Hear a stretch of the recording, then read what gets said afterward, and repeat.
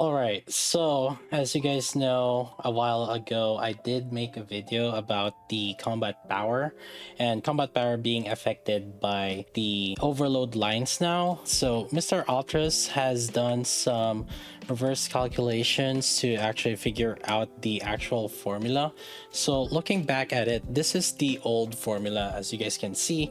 So we do have like the crit formula, attack, and multiplied by the effective health formula, and there's the skill formula, and TLDR, there's gonna be like 100 HP equals 4 attack equals 1 defense and combat power. And then it's basically multiplied by the skill formula, and the skill formula is based on your skills. Now, the thing is, this is the updated formula, as I will pop out here. So the updated formula actually still has what it had before. So we have the base CP over here, which is the same thing. And then we have the skill bonus.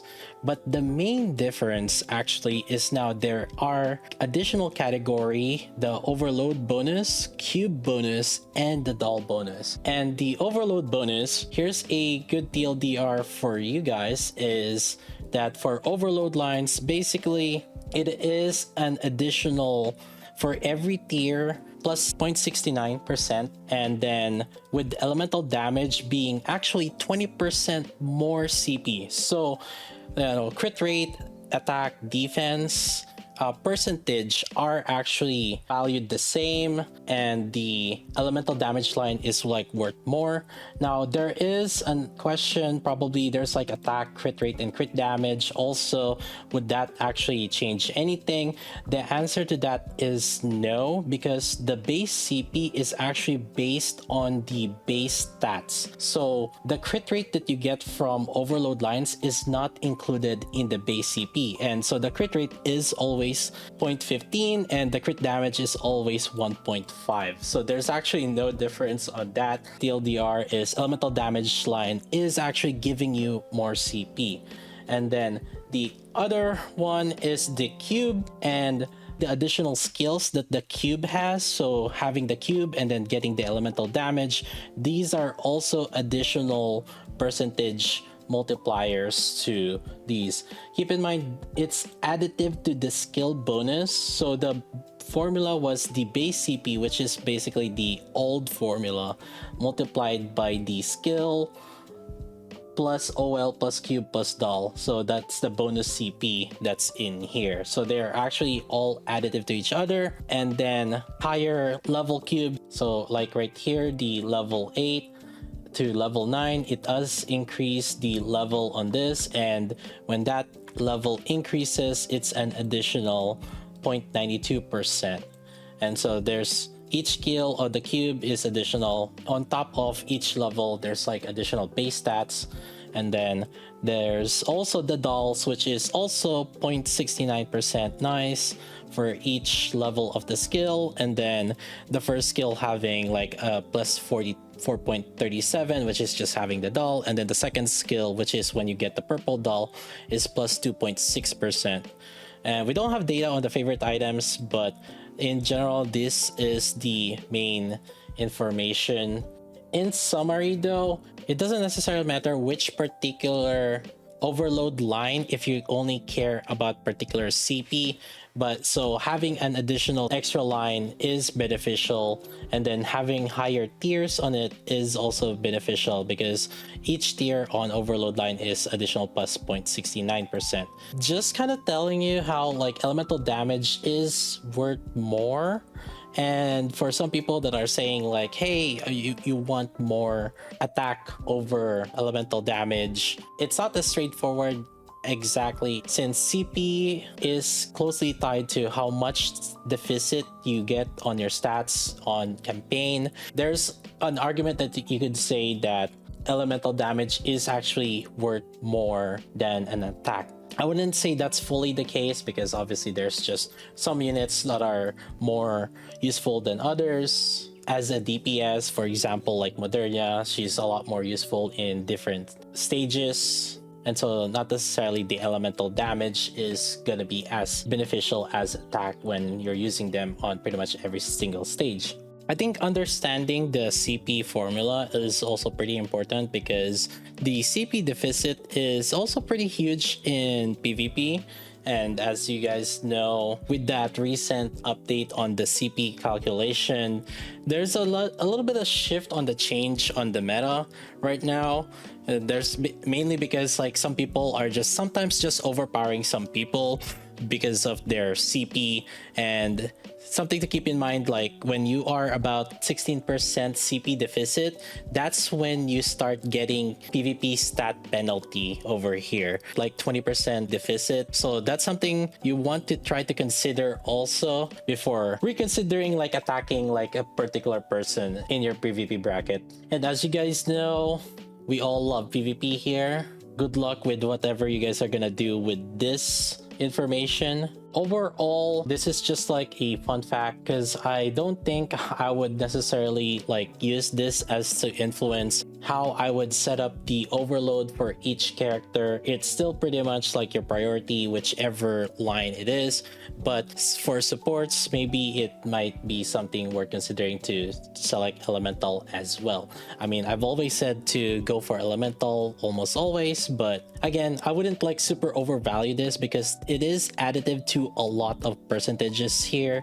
So there's overloads for each one, and then there's cube, and then the doll as well. So they're all additive to each other along with the skill bonus. But easy TLDR, get more overload lines, get higher tiers, elemental lines are more valuable, get higher level cubes, and get higher level dolls and get SR dolls on top of just increasing the skill bonus. With the change in calculations, do you think it's worth getting the cubes to 10 with the shop? My point of view is still I would just get it via solo raid. There's nothing past level 10 right now, and I would just wait until they do increase like the levels. If they do, then that's when I would start considering, because it does get wasted. You still get the cube even if it's level 10 already. So unless like they do some like maybe conversion, maybe would they allow that, then maybe that's when I would start considering getting higher levels.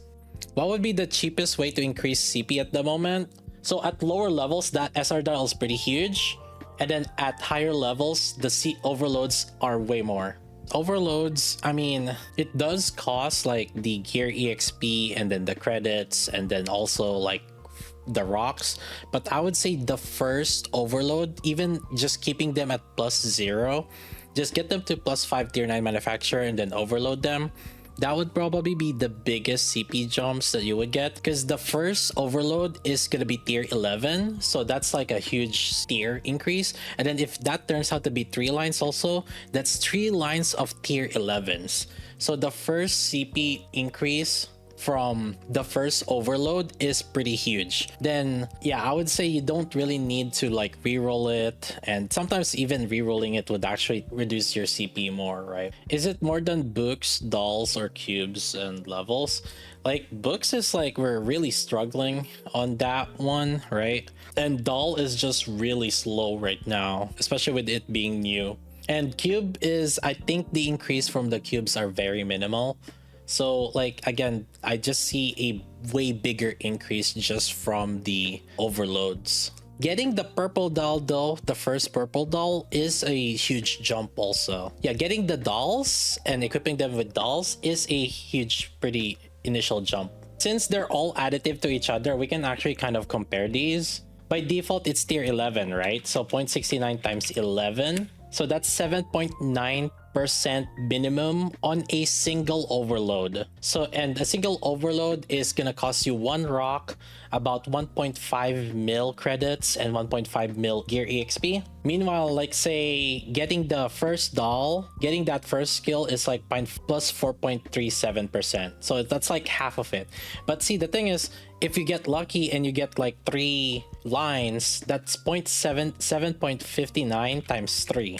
It's 22%. So in a single item, you could get between 7.59 to 22.77% multiplier on the just the overload line. And if you get like elemental damage on it, 0.828 times 11, 9.108 plus 15.18, 24%. just on a single overload, and then you multiply it by 4, you get up to 97%, plus 97%. Meanwhile, like if you're looking at the doll, you know, the first skill is just 4.7, and then you have the regular doll is 2.6, and then the cubes are like, the skill is 0.92. So, you know, percentage wise, we're just looking at a pretty high CP increase just from the overloads. The SR doll gave me 7k CP without being leveled or anything. Yeah, and for those SR dolls, right, you don't need to level them up. And so just getting them is a huge jump already. And an additional thing from those dolls is they do give some base stats. So that's the positive on it. At lower levels, those base stats do give you a huge increase. And especially for newer players, a newer player would be at chapter 6-4, right? That base stats that you get from the dolls is a pretty huge jump also. There's a reason why we went from 20k in co-op, which is level cap, to level sync 40, and we were going at 20k. Now, me and Mr. Kanto have over 44k CP on co-op. It doubled just at level 40. Because because co-op is level sync at level 40. So at lower levels, that SR dial is pretty huge, and then at higher levels, the C overloads are way more.